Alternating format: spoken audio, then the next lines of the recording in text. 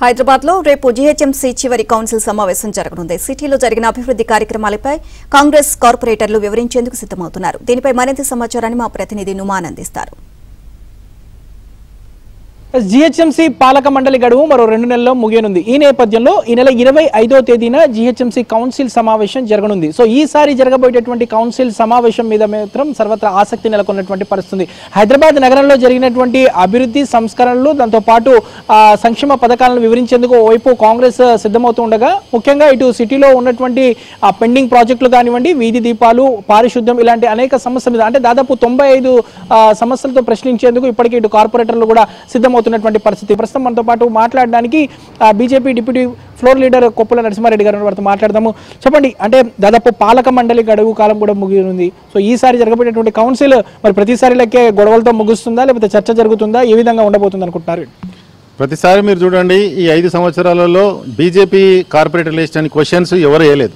నా టీఆర్ఎస్ రూలింగ్లు ఉన్నప్పుడు కూడా మేమే క్వశ్చన్స్ ఎక్కువగా ప్రశ్నలు ఇచ్చినాము. ఆ తర్వాత ఈ 2 సంవత్సరాల నుంచి కాంగ్రెస్ వచ్చినా కూడా ఎక్కువ ప్రశ్నలు. ఓసారి అయితే టీఆర్ఎస్ వాళ్ళు రావడమే చేసేస్తారు. కాంగ్రెస్ వాళ్ళు క్వశ్చన్స్ ఎట్లా వేయాలో కూడా తెలియదు. ఎందుకంటే వాళ్ళంతా కూడా పంట మార్పిడి జరిగినట్టుగా పార్టీ మార్పిడి జరిగింది.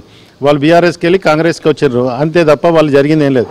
ఈరోజు జరుగుతున్నటువంటి కౌన్సిల్ లాస్ట్ చివరి కౌన్సిల్ కూడా మేయర్ గారు నిర్ణయాధికారం తీసుకోవాలి. 2 రోజుల పాటు పెడితేనే కానీ కౌన్సిల్ మొత్తం కూడా ప్రతి ప్రశ్నకు ప్రతి డివిజన్కు ఈ లాస్ట్ కౌన్సిల్ మీటింగ్ అన్న ప్రజలందరికీ కూడా ఉపయోగపడే ఆన్సర్లు ఇవ్వాలని చెప్పి ఎదురు చూస్తూ ఉన్నారు.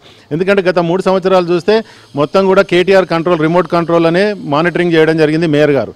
ఇప్పుడు ఈ 2 సంవత్సరాల నుంచి కన్నా స్వేచ్ఛ వచ్చిందేమో అంటే గాంధీ భవన్ నుంచి మానిటరింగ్ చేసినటువంటి పరిస్థితి. ఎందుకంటే మాది ప్రభుత్వం ఎట్లాగా పోయింది కానీ బీఆర్ఎస్ వాళ్ళు గొడవలు చేయడం చేస్తూ ఉన్నారు. ఈరోజు మీరు 6 నెలల నుంచి హైదరాబాద్లో అభివృద్ధి చూస్తే చంద్రాయంగుట్టకు, జూబ్లీహిల్స్కి తప్ప ఎక్కడ అభివృద్ధి చేసినట్టు సందర్భాలు లేవు. ఉన్న పైసలన్నీ కూడా ఎల్బీనగర్ నుంచో, షేర్లింగంపల్లి నుంచో, కుక్కటిపల్లి నుంచో, ఉప్పల్ నుంచో, కొద్దులాపూర్ నుంచి, రాజేంద్ర నుంచి ట్యాక్సులు కడితే వీళ్ళు అక్బరుద్దీన్ ప్రసన్నం చేసుకోవడానికి, జూబ్లీహిల్స్ గెలుచుకోవడానికి వాళ్ళకి మాత్రమే నిధులు ఇస్తూ ఉన్నారు. నగరంలో ప్రధానమైన సమస్య కేటీఆర్ గతంలో చేసిన పెద్ద తప్పు, ఎక్కడ పడితే హై రేంజ్ అపార్ట్మెంట్లు ఇచ్చారు. 100 ఫీట్ల రోడ్డు ప్రపోజల్ అని ఉంటుంది, కాగితం మీదనే ఉంటుంది కానీ ఫిజికల్గా ఫార్మేషన్ కాదు. ఆ ఫార్మేషన్ కాకపోవడంతో ఈరోజు అపార్ట్మెంట్లు ఫ్యామిలీలో చేస్తున్నాయి, ఆక్యుపేషన్ సర్టిఫికేట్స్ ఉన్నాయి. ఆ కారు రోడ్డు మీదకి వస్తే సరిపోవట్లేదు. ప్రతి చిన్న గల్లీలలో కూడా విపరీతమైనటువంటి ట్రాఫిక్ జామ్ కావడానికి కారణము రోడ్డు వైండింగ్ కాకపోవడము. రోడ్డు వైండింగ్ అంటే గచ్చిబౌలి ఒకటో, ఖైరతాబాదో, చంద్రాంగుట్ట సైడ్ కాదు, ఇలా ఎల్బీనగర్ సైడ్ కానీ, ఉప్పల్ సైడ్ కానీ, మా ఎల్బీనగర్ నుంచి మీరు సాగర్ రోడ్డు పోతే నరకం చూడాలి వచ్చింది. ఈ రోజు ఫ్లైఓవర్ మాకు అవసరం ఉన్నాయి, ఇవన్నీ ప్రపోజల్ చేయాలి. ఈ రోజు ఏదైనా బిల్డింగ్ మీరు పర్మిషన్ ఇచ్చినప్పుడు అక్కడ 100 ఫీట్ రోడ్ ఉందా లేదా, 30 ఫీట్ రోడ్ ఉందా లేదా అని ప్రపోజల్ చూడకుండా మాస్టర్ ప్లాన్లు చూసుకొని ఇళ్ళ ఆఫీసులలో కూర్చొని మీరు పర్మిషన్లు ఇస్తే ఈ రోజు ట్రాఫిక్ జామ్లు అయిపోతా ఉన్నాయి.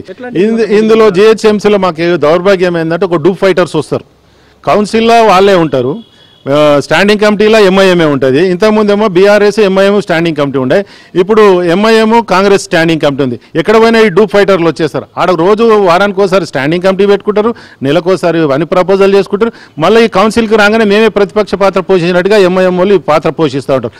మేయర్ గారు తెలివిగా ఏం చేస్తారంటే ముందు క్వశ్చన్స్ అన్ని కూడా ఎంఐఎం వాళ్ళకి ఇచ్చేసి వాళ్ళు ఏదో ప్రశ్నించినట్టుగా ఈ బీఆర్ఎస్ వాళ్ళు వచ్చేసి గొడవ చేసినట్టు చేయగానే కౌన్సిల్ని మొత్తం ఆపేయడానికి ప్రయత్నం చేస్తుంటారు. ఈ విధంగా చేసుకుంటేనే ఈ జిహెచ్ఎంసీలో అభివృద్ధికి ప్రశ్నలు వేయకుండా చేస్తున్నారు. అందుకని ఈసారి మేము లాస్ట్ టైం నుంచి కూడా తెలివిగా మేము కూడా బీజేపీ వాళ్ళం ప్రశ్నలు ఎక్కువగా మాట్లాడమని చెప్పేసి మేము మేయర్కే ఎక్కువ ఛాన్స్ ఇస్తున్నాం. మరి అడిగిపియండి అని చెప్పేసి మేయర్ గారు కూడా ఆలోచించాలి. ప్రజల గురించి మనం ఎన్నుకోబడ్డం, ప్రజల నుంచి మనకు రావాల్సినటువంటి ట్యాక్స్లు వస్తున్నప్పుడు మనకు ప్రజలకు కావాల్సిన అభివృద్ధి చేయాలని చెప్పి మేము కోరుకుంటా ఉన్నాం. మొత్తానికి అయితే ఇటు నగర శివారు ప్రాంతాల మీద ముఖ్యంగా ఎల్బీ నగర్, ఉప్పల్ లాంటి ఈ ప్రాంతాల మీద కొంత వివక్ష చూపిస్తున్నారు. ముఖ్యంగా ఓల్డ్ సిటీ లాంటి ప్రాంతాల మీద ఎక్కువగా నిధులు కేటాయించడం జరుగుతుంది. సో ఈ నేపథ్యంలో అలా కాకుండా ఈసారి పూర్తిగా సమర్థవంతంగా అన్ని అంశాల మీద చర్చ జరిగే విధంగా తాము ముందుకు వెళ్తామంటూ కూడా ఇప్పటికే ఇటు బీజేపీ కార్పొరేటర్లు చెప్తున్నటువంటి పరిస్థితి మనకు కనిపిస్తుంది. శ్యామ్తో మాన్యబేనాంధ్రుతి ఎల్బీ నగర్ నుంచి.